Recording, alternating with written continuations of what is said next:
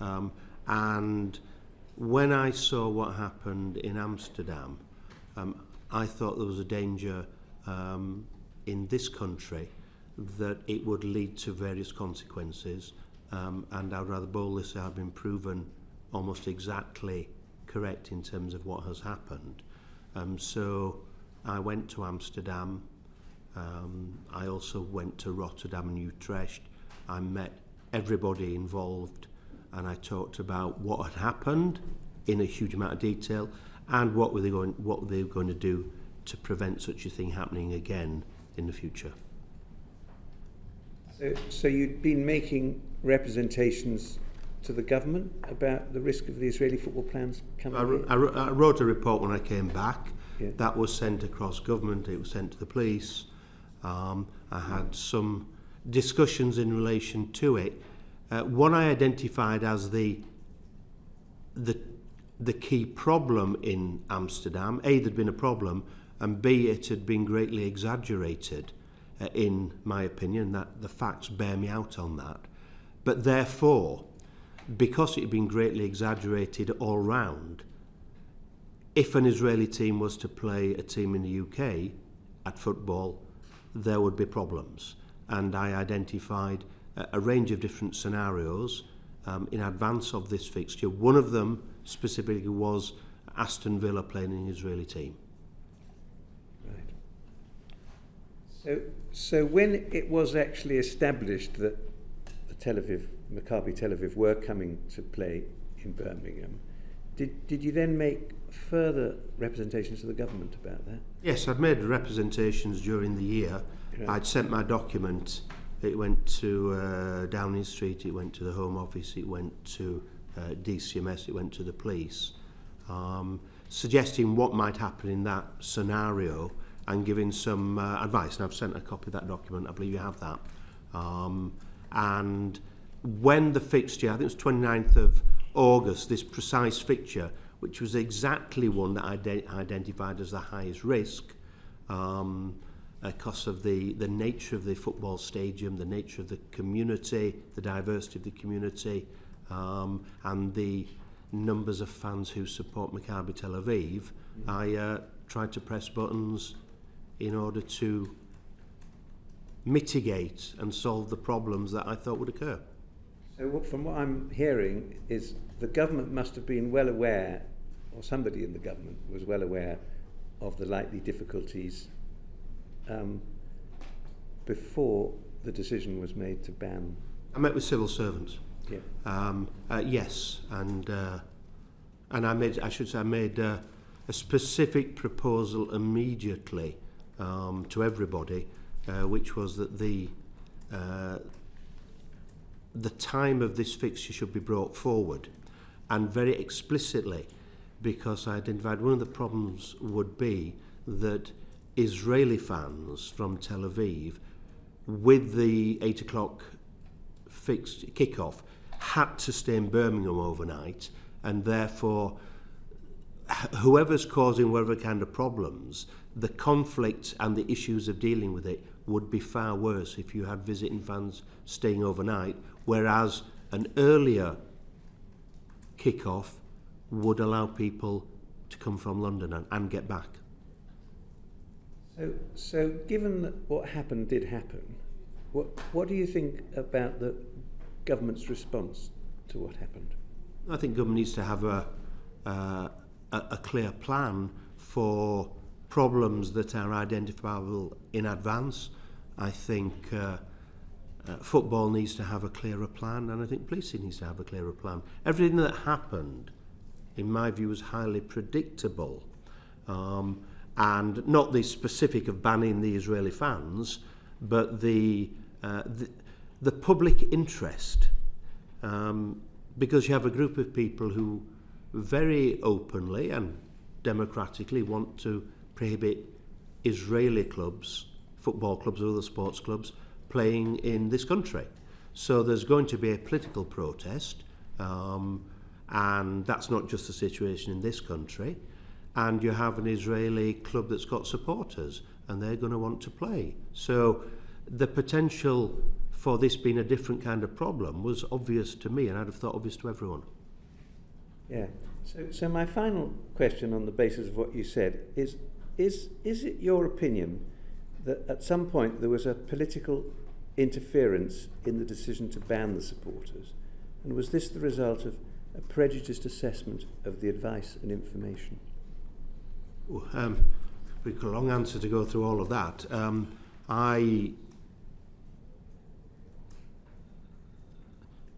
the question I don't think I was surprised at the decision to ban the fans. I don't think that was the most appropriate decision, nor the most sensible decision in the circumstances. That's got nothing to do with politics. That's got to do with the practicalities of how you avoid conflict in a conflict situation.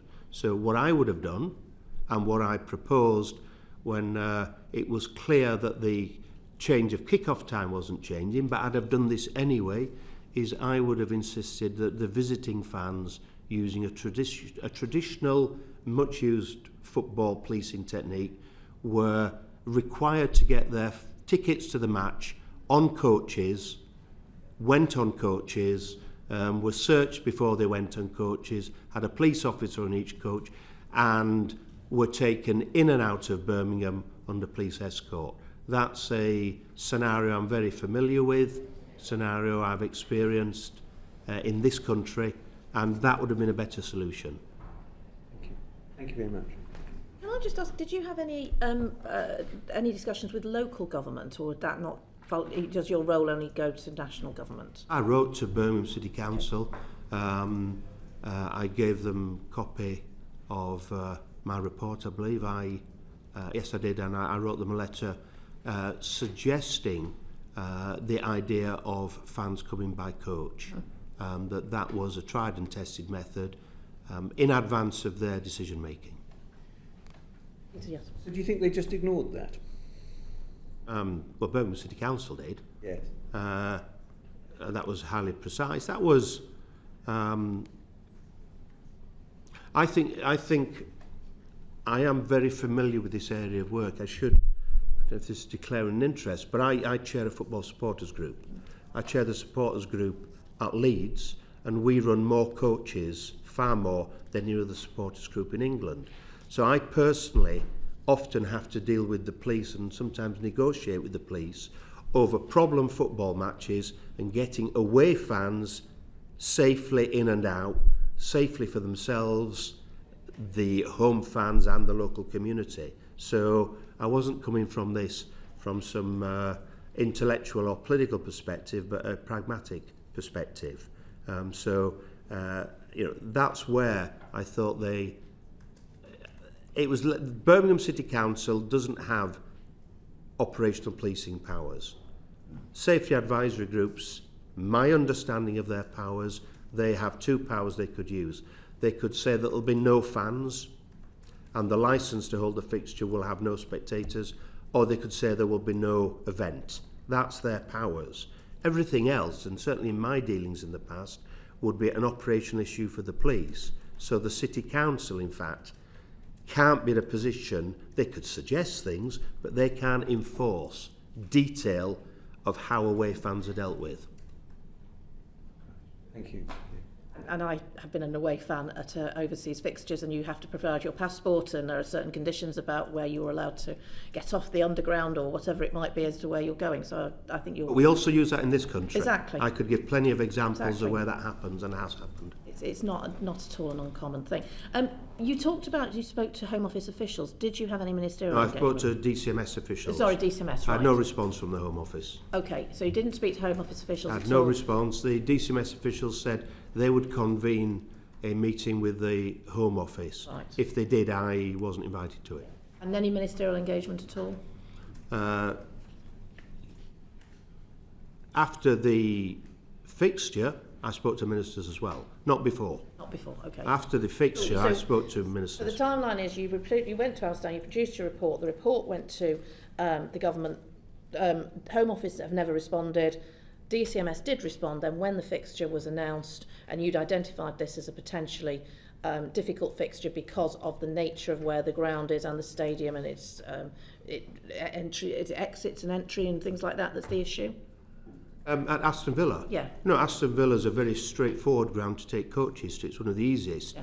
The distance from the A38, which is dual carriageway at Spaghetti Junction, to the stadium. You see, we send our coaches there, so I know. There's choices where they're parked. If Aston Villa are cooperating, and I should say I spoke to Aston Villa a number of times, and I spoke to Maccabi Tel Aviv a number of times. Both were incredibly cooperative, and I have literally no criticisms. They handled the whole issue maturely and sensibly at every stage. Getting coaches to Aston Villa is straightforward. It's one of the easier grounds to do it to, because they have sufficient parking at the stadium and around it. So that was a practical possibility, not just a theoretical one.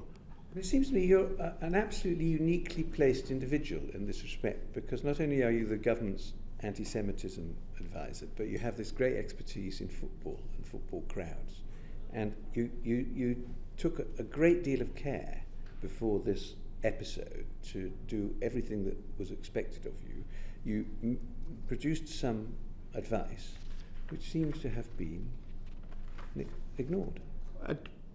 Is that a summary of a fair summary? The role of advisors is to give advice. I know. And I mean, I should say, I've spoken in Amsterdam at Ajax Football Club on hooligans, ultra groups, football culture, and with Anne Frank House, who have run a campaign called Changing the Chance across Europe. So this kind of work I've been very involved in, including micro discussions in Amsterdam 10 years before this fixture of the football culture, the issue of hooliganism, how that relates to the Jewish community. I could go into infinite detail about it. It's a bit of a distraction, I think, for what you're trying to achieve. But I do have quite a lot of knowledge on the subject, that's, I would say. El Ribiaradi. Thank you, Chair, and thank you, Lord Mann. You talked about coaches being put on in the UK for similar scenarios, and I wanted to ask if this has ever been done specifically because of threats of racist violence and particular threats to local residents as opposed to people involved in the match. The issues in relation, when we're dealing with both. When I've negotiated, sometimes it's negotiating, usually it's listening and discussing with the police over football fixtures, the interaction with the local community is absolutely an issue there, because there's the question of how do you separate fans, how many tickets do you get, how do you get in and out, how do you get there safely, how do you avoid a clash between fans, but the interaction with the local community. For example, do you have fans encouraged to go in a city centre before or after a fixture as an away fan? What is the transport from a city centre to a stadium? These are fundamental issues, and the potential clashes or antagonisms could be with people who are going to a football match, but just as easily it could be with locals who, for whatever perspective, feel they have a vested interest in not welcoming you.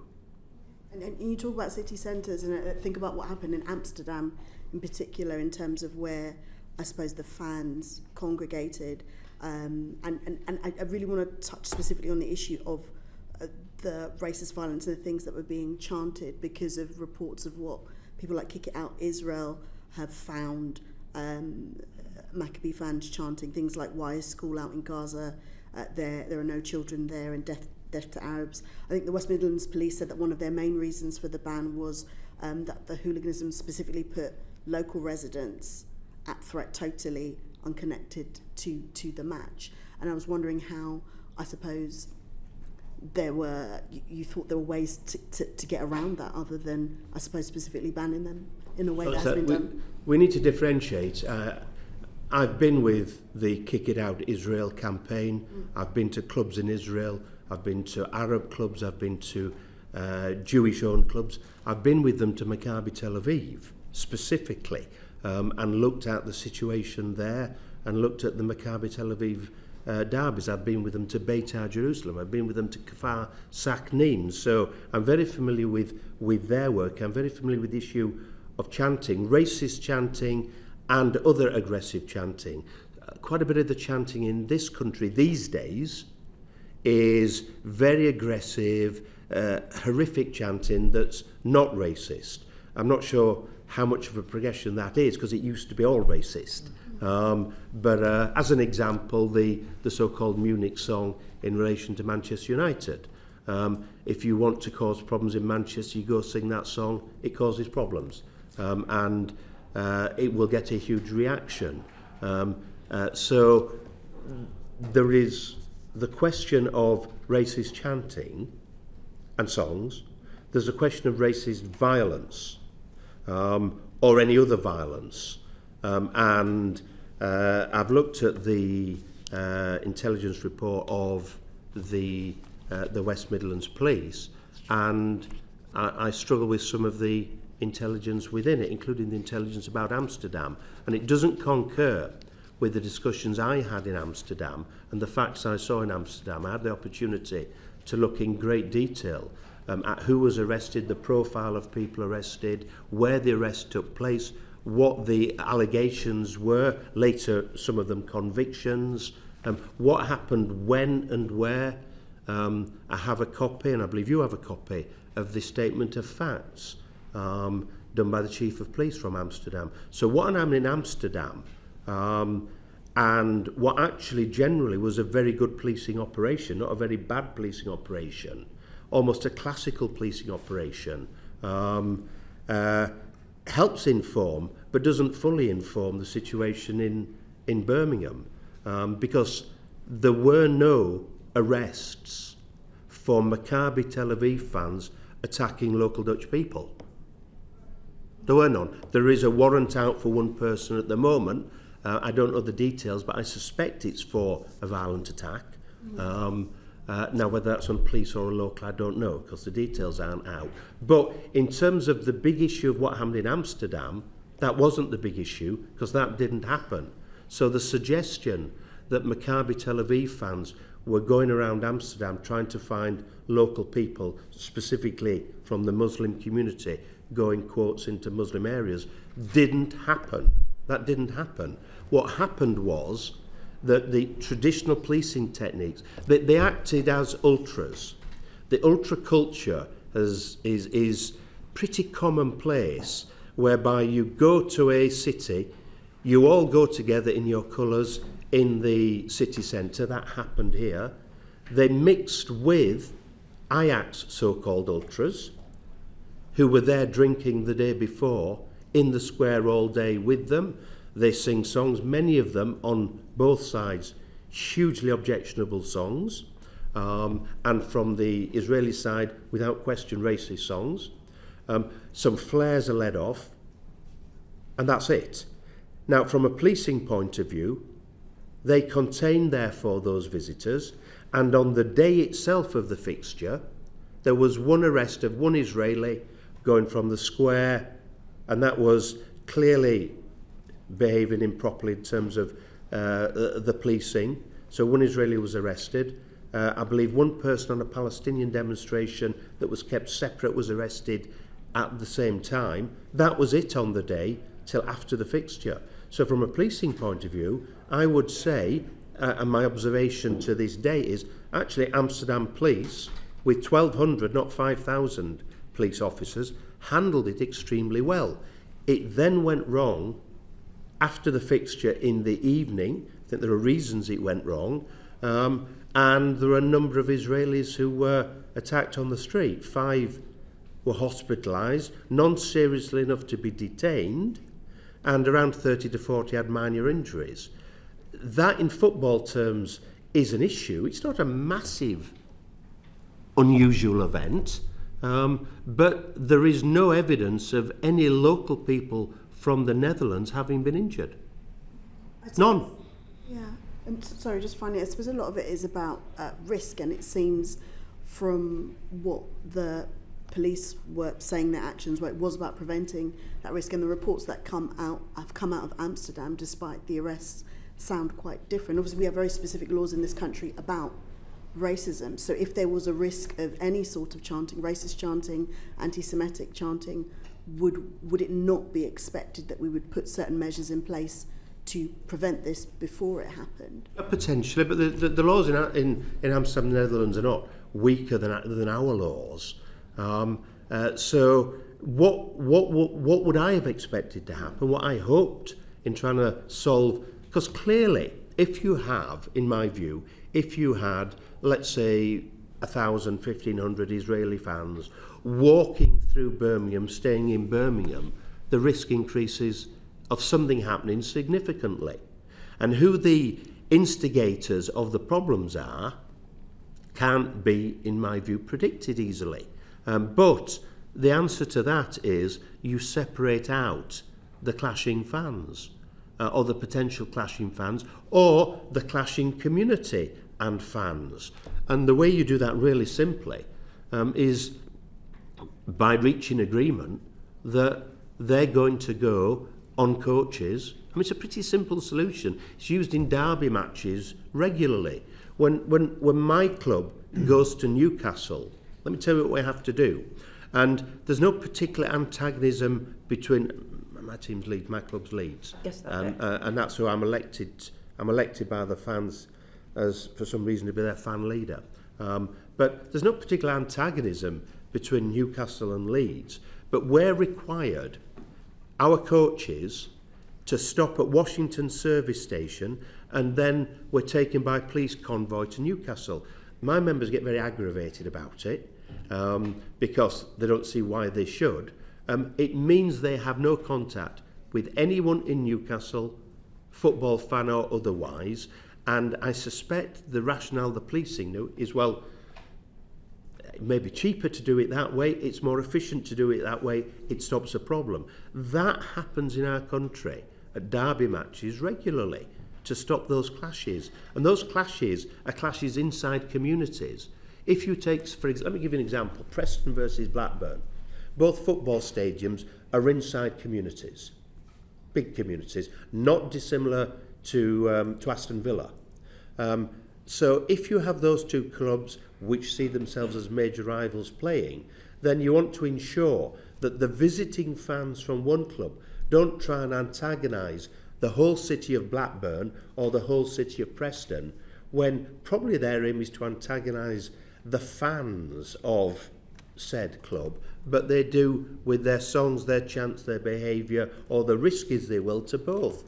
Well, that would be an obvious example of where a good police solution would keep those sets of fans away, and has done. And there are many examples like that. And in my view, for the lessons going forward, if you have a view that no Israeli club or fan therefore should be allowed in this country, that's a political view. And if one wants to, I don't mean you, if one does, but if one wants to protest that, there were people explicitly in Birmingham who have that view, who said before, during and after that that's what they wanted. So there's going to be a protest because some people think there should be no match taking place. So that has to be dealt with by the police and at a distance by the council. I think my problem with how it was done is some of the intelligence is not very good, some of it's not intelligence at all, and the tactics used could have been better. And I think going forward, my paper's got some recommendations to government. I mean, I think I suggested there should be a small task force done should there be such a fixture anywhere in the country again, so that mitigating the risk and negotiating. See, one surprising factor in negotiating with Maccabi Tel Aviv, the ultras weren't coming. So the Maccabi ultras, the so-called fanatics, weren't coming. Now I know that because after the fixture was, I presume they would be, and that was going to be the problem. And I feared that they'd do what they normally do, which is charter a flight and fly into Birmingham. And I didn't think that would be very helpful. So I spoke to Villa, I spoke to Maccabi Tel Aviv. I suggested to both clubs that the number of tickets be reduced, that they be coached in, that the fans had to go therefore to London, that they couldn't stay in Birmingham therefore, and Maccabi Tel Aviv told me that they had talked with their ultra groups and their ultra groups wouldn't be going. Now that's part of, you can't stop individuals, well you can, but it's very hard to stop individuals going. But for an ultra group to go, an ultra group will organise their own transport. That means a charter plane from Israel. So they'll organise their own transport over. They go as a group. Ultra culture is about going, it's about collective watching of football. And there are thousands of examples across Europe. It's not particularly a thing in this country. But if I give an example from Saturday in this country, which you perhaps won't be aware of. So on Saturday, Airdrie Football Club played Hamilton in the Scottish Cup. Airdrie won 4-0. There were 345 people at the fixture. Between 70 and 80 of them, the ultras from the two groups, had a mass fight before the fixture. That's 1 in 4 of the spectators had a mass fight. Now that's ultra culture. It's not very helpful. They did it in a field, so probably away from, I'm guessing away from local communities, but that's not very helpful to anybody. So ultra culture needs to be understood in the football context, and these ultras travel as a group. Therefore, when Maccabi Tel Aviv told me they weren't coming, it meant they weren't coming, and it was other people coming. So the risk factor from that reduces dramatically, just as if there was an ultra group from Aston Villa who were antagonistic towards an ultra group in, say, Israel, that's a problem. In this case, there wasn't, because Aston Villa's so-called ultra group's pretty small, and certainly my experience of them has not caused a great deal of problems. Now, I suspect if it's Aston Villa, Birmingham City, it might be a different different context, but generally. So one looks and has to mitigate risk. I'm not sure. If just to read from the report, almost early on in the report, it says the following. This is the intelligence report. The most recent match Maccabi played in the UK was against West Ham in the Europa Conference League on 9th November 2023. This was part of the 23-24 European campaign. It marked Maccabi Tel Aviv's last competitive appearance on UK soil to date. That's in the intelligence report. That didn't happen. West Ham have never played Maccabi Tel Aviv. On that day, West Ham played Olympiacos of Greece and beat them 1-0. I think Tel Aviv were playing in the Ukraine, or not Ukraine, but somewhere playing a Ukrainian team. So in the intelligence report, it says there was a fixture that Maccabi were at in London. Now, if that was the case, what I would expect for a proper police intelligence report is someone would talk to the Metropolitan Police about what happened 2 years ago when these Maccabi hooligans, as they're called, came to London. Because obviously there'll have been problems. They couldn't do that because the fixture didn't take place. But they could have done it if they've asked the Irish police about a fixture in Dundalk. Ireland is not the most positive country towards Israel, I think it's fair to say, certainly its government. Maccabi Tel Aviv played in Dundalk, so there will be a report from the Irish police from not that long ago.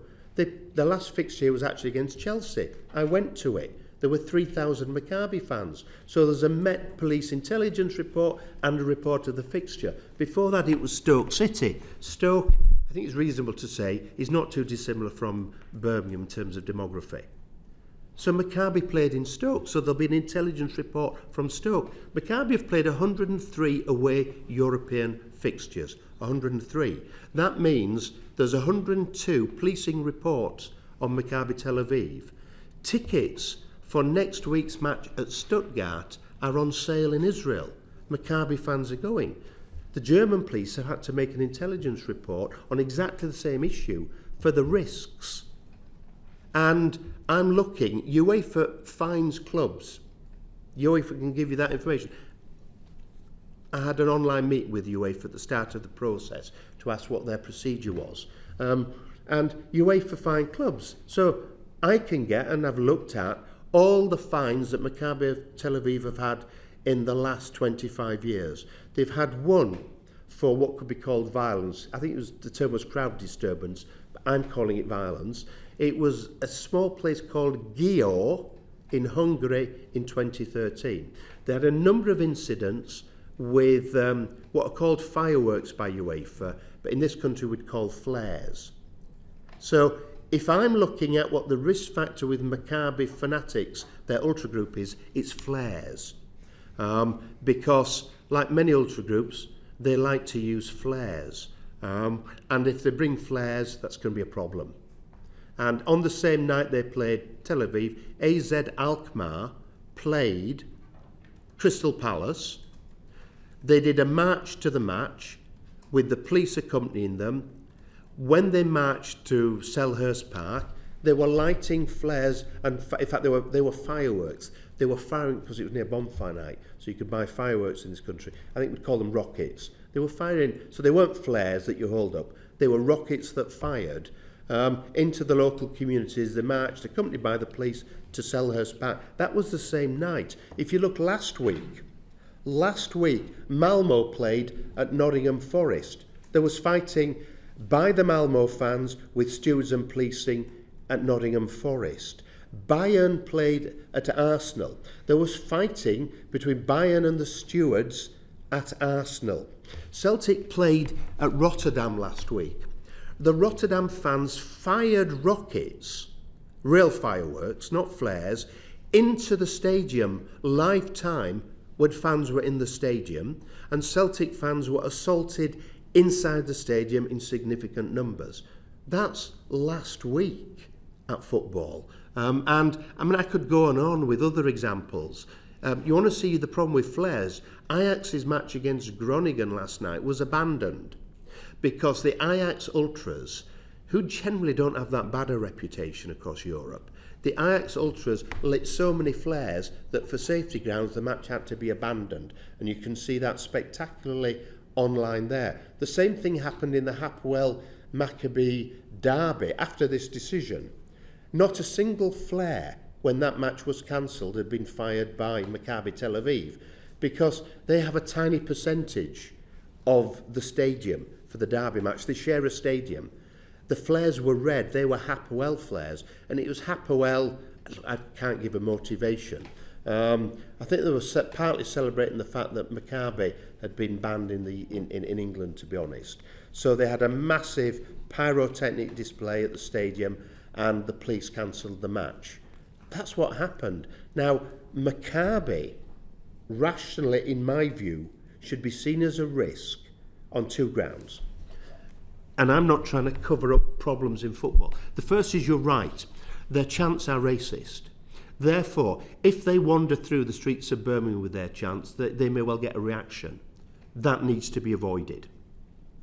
Secondly, with flares, and if you could make a recommendation as this committee that I think would be really useful, I think there needs to be more work done in terms of the potential for flares in football, not just from Israelis, because they're far worse than Israelis in terms of flares, because that's going to be a growing problem in football. And if you look at what happened in Ajax Amsterdam last night, you'll see that. I think that would be extremely helpful. I also think it would be very helpful if the supporters advisory groups were to have a fan representative at their meetings. I think it alters the dynamics. So the Aston Villa fans should have had someone at the meeting, because they've got a perspective in this.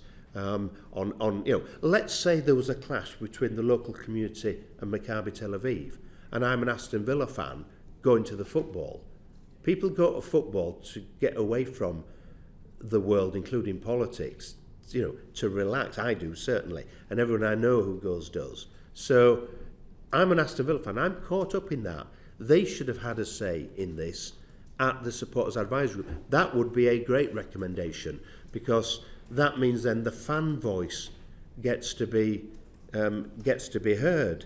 But some of the stuff in the report simply doesn't match the Amsterdam reports, and I think the evidence has been fitted to try and get a solution, which is a solution, because obviously you don't have the Israeli fans, there's no conflict. But there's an easier, better solution, which would have been simply to force a separation of the fans. And I think the Aston Villa fans, if asked, would have said, well, that'll be a better atmosphere, we'd rather have that. Because if you... a banning of fans needs to be properly intelligence-led. I'll give you an example. I think we could do moving on to some questions. Sorry. No, that's all right. I was It's been very, giving a long answer. very interesting, and it's really helping us in terms of what we're doing today. And we probably should reference the fact that last Thursday at the Villa Young Boys game didn't exactly go terribly well in terms of fan behaviour. Predictably. Yes. But Paul Kohler has got questions specifically on the West Midlands Police Intelligence, and I think perhaps some follow-ups on some of the things you've been saying. Yeah, and before I go to that, just a very basic question on your report. What you submitted to the Home Office, the DCMS and Birmingham City Council? Birmingham City Council only in the middle of the dialogue. The others got it in advance, yes. When did they get it? They certainly had it by, I think I sent it in January, they certainly had it by June, and the police had it in June. Okay. And so June, so well in advance of the fixture being... Since the police as well? Police as well, yes. Okay. What was the reaction? The police attempted to make... This isn't the West Midlands Police, it's the National Policing Unit. They attempted to get a meeting, which didn't happen, but that's not because they didn't want it to happen. It's because holidays overlapped. DCMS asked for a meeting, I had a meeting, and I alerted them to what I thought in this case, theoretical problems would be, and they said they would convene a meeting in order to discuss my report, but I heard no more. And Home Office? Nothing. And Birmingham City Council, nothing Birmingham later City on? Council, nothing. Okay. Turning to the intelligence used by a quote cited by the West Midlands Police. Now, you know, we know from history from the Iraq War, we know intelligence is sometimes sort of one-word oxymoron, but what's your view of the intelligence used by them or cited by them?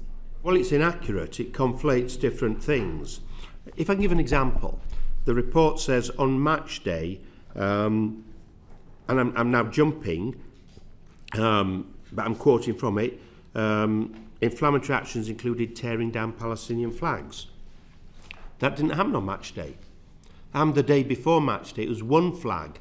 I actually did a full scan, spending several hours of Amsterdam, of Rotterdam and Utrecht each time, and each day I was there to see how many Palestinian flags there were. And I was surprised how few. And of course, they weren't, the few that I saw weren't hanging outside of buildings, they were in windows. So there is no evidence of more than one flag, and I think pulling down a flag is highly inflammatory and will get a bad reaction. So I'm not minimising the impact of pulling a flag down, but there was one flag pulled down on the Rocken. There weren't flags, and it didn't happen on the Thursday, the match day, and on the Wednesday. But this says on match day. That is inaccurate. There is no evidential base of that whatsoever. It says they were running street battles between the two groups throughout the day. That didn't happen. The battles, so-called, were after the fixture ended, after 11:30. Indeed, the Amsterdam police during the day were very successful in keeping different groups. The two groups they particularly identified, there was a what I'd call political protesters, pro-Palestinian protesters, anti-Israel protesters, and there were the Maccabi fans. They were very successful in keeping them separate. So that didn't happen on the day. The several attacks on taxi drivers. There were incidents again on the Roken. It's the same incident. It's about 45 minutes after the flag was pulled down. It's the night before. And again, that's a problem incident. If initially a taxi driver was attacked, I've seen the footage of it, I was showing it in Amsterdam, and then others got involved. It quickly dissipated, but nevertheless, that's rightly identified as a problem. But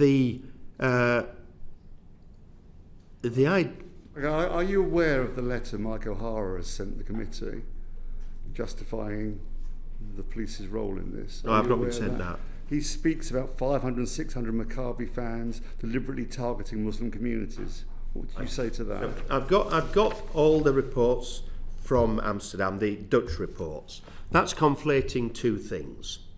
That what happened, and it's in their reports, in fact I can cite it from their reports, after the fixture, this is on the Thursday, the fans arrive at 11:30 p.m. in the town centre. Sorry, it's the night before, the Wednesday night. The fans are on the Roken, a flag is pulled down, the police identify that's a group of around 50 fans, who then dissipate. One police report suggests it ends up being around 70, and there's an altercation with taxi drivers. I've seen the footage. There certainly was an altercation. It involved a smaller number, but the maximum number there was 50 to 70. 400 Israeli fans were in a casino. The police got called because there was a group waiting for them outside the casino at about 2:30, waiting to ambush them. So the police came and very efficiently again stopped any major confrontation. So the 400 to 500 figure comes from adding the 400 to that smaller group. Now, the smaller group's still a problem for the police, obviously, and 50 people is a sizable group of in football terms, but it is not 500, and that's what worries me about the report, because they've been conflated, and that happens repeatedly in this report. Constable, sorry. So, I mean, I just think what you're trying to say, quite clearly, is that the facts have slightly changed to fit the decision. Correct. That would be a summary of what's gone on here. Yeah. And like the reference to 5,000 officers, is that conceivable? It says 5,000 officers were deployed over a number of days. Does that? I spoke with the Chief of Police, Mr. Holler. I met the Mayor. I met many other people there. It wasn't 5,000. The figure I've seen cited in their reports is 1,200. Might that be 1,200 times 4, possibly? 1,200 a day, or was it 1,200 on any one day? Yeah. On match day, 1,200. Yeah. So possibly, if you multiplied it by 4, you might get to 5,000 if you were. You could, but that might give a different impression. Yes, you could. I see how your logic. What other factors, apart from the Amsterdam intelligence, do you think influenced the West Midlands police? I think the West Midlands police wanted a solution to a problem, because there was a problem. My report says there would be a problem. So there was a problem. And I don't know whether they attempted to get an earlier kick-off or not. I raised that with them. I don't know if that was attempted and that was ruled out. The solution of using coaches clearly wasn't considered. I mean, I went to the extent of even identifying a potential venue for coaches to assemble in London, which was discreet and very straightforward. A coach operation would have been very, very simple from my football experience. I'm simply surprised at the fact that a football match at West Ham is put at the beginning of the report. To me, it kind of sums up there was a problem and the problem was solved, but it then had to be got through a committee. To be absolutely clear, are you telling the committee that the safety of Maccabi fans could have been guaranteed? I'm absolutely certain the safety of Maccabi fans could have been guaranteed if they were taken, and that was my advice to Maccabi Tel Aviv. I said, in my view, you should not have your fans staying in Birmingham. You should not fly directly into Birmingham. You should get your fans to stay in London, and we should bus them from London, and you should accept a low number of tickets. As they'd told me that they didn't anticipate their ultra fans coming, I thought that was very straightforward. But even with their ultra fans coming, fully uniformed in their shirts, etc., it's very straightforward. I give one example. If you have people assemble in London to get their ticket, then that's where they can be searched. So you have more time to search for flares. so you can also deal with the flares issue. And I thought that was very straightforward. And I think going forward, I'd be surprised if the West Midlands Police don't agree that that would be quite a sensible scenario going forward to do, should there be such a fixture again in their jurisdiction. Just so I can summarise your recommendations, you think the kick-off times need to be looked at so that you don't have the risk of fans staying overnight in a city that it might not be safe. You would use coaches and named tickets, presumably with passports, etc., required to be shown to demonstrate you are who you say you are. You would recommend more checking for flares on going in, which I mean, it does still astonish me that I see flares at football matches. They've been illegal at football matches for years and years and years, and yet somehow the checking that gets done doesn't seem to pick up flares. I don't know where fans secrete them, but they are always there. You think there should be a fan representative on safety advisory groups? Of when there's football being discussed. Yeah, and are there any other recommendations that you would make? Yes, I would. I think it would be very helpful if government was to give a little bit of resource to the Changing the Chance project, which is precisely aimed at racist chants across Europe. Anne Frank House in Amsterdam has been in the lead in it. The German clubs have been very involved. I happen to have the German clubs coming over tomorrow, 20 of them, to meet their English counterparts on racism in football, antisemitism in football, which is of course part of racism, and misogyny and sexism in football. And we can learn a lot from Germany. I've suggested that there could perhaps be a partnership, and government might want to ratify between German football and English football, looking at these issues, because in German football they've been very effective at changing the chance. They've been very effective at dealing with, I think probably the right word, sexist and some horrific stuff. Very, very effective. They've been very effective at dealing with anti-Semitism, and I think that exchange would be very, very useful. So if your committee is powerful enough to prompt government, I think that would also be ongoing very helpful. Otherwise we'll be back here again. Statistically, an Israeli team will play a British team in a UEFA fixture. That will happen. The statistical likelihood is high that will happen. Well, a lot of the problems can be avoided by, and I'm much keener to see, my hope of your committee is that we solve the next problem rather than spend all our time on the last problem. That's what I attempted to do by going to Amsterdam and meeting everyone. I wasn't successful, I'm sorry about that, but I was attempting to see what to me was obviously going to be a problem at some stage that I think would have been relatively straightforward to solve. Now, if your objective is no Israeli club playing, which is a political objective, of course it doesn't do that.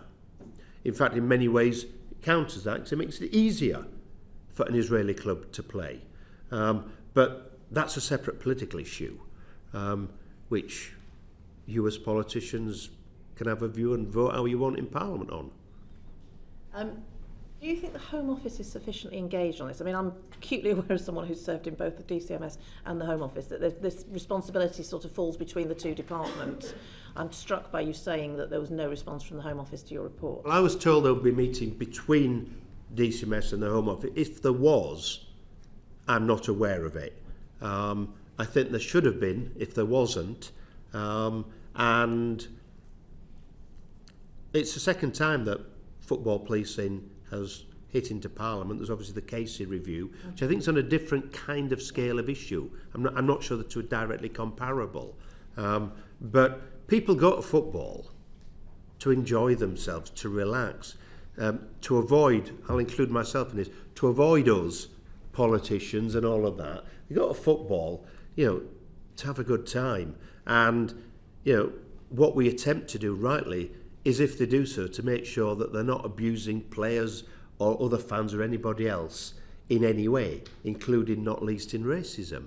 And generally we've made big improvements in this country on that. Well, we should continue doing so. And I think some of the lessons learning from this will help to do so, including involving the Jewish community. Thank you.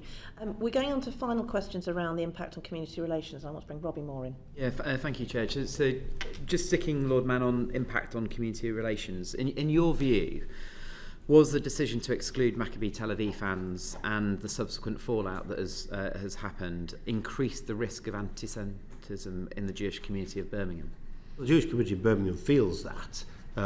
Whether it actually does or doesn't, in a sense, perception is reality. And by the way, that would go for the Muslim community in Birmingham, feeling this is going to be a problem, because there were people telling them it was going to be a problem. Not many actually protested. We were told it'd be 300,000, and it was a very tiny number. I'm not surprised about that. But people's perception is their reality, their fears are their fears. And there are, if I could just quote Game Over Israel, which is an organisation trying to stop Israel playing in any sport. Their director, Ashish Prasha, said the following: Game Over Israel assisted West Midlands police before issuing a ban on Maccabi Tel Aviv fans from attending a UEFA European League game versus Aston Villa earlier this month by providing reports and evidence from lawyers on the Israeli team's fans' conduct. Now, I don't know if that's true. My suspicion would be, as happened in Amsterdam, there's people trying to take credit. What happened in Amsterdam was you had the suggestion it was a pogrom, which is nonsense. There were 5 Israeli hospitalised but not kept in overnight. There were 30 to 40 with minor injuries. Now, that's bad. That is not a pogrom.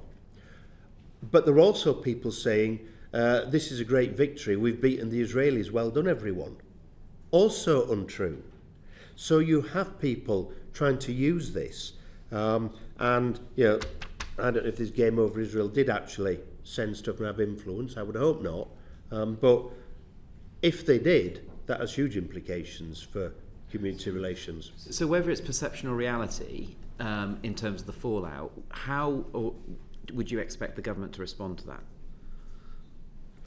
By ensuring that the overwhelming majority in all communities who would like football to go ahead without any hassle and people who are to go to it are heard.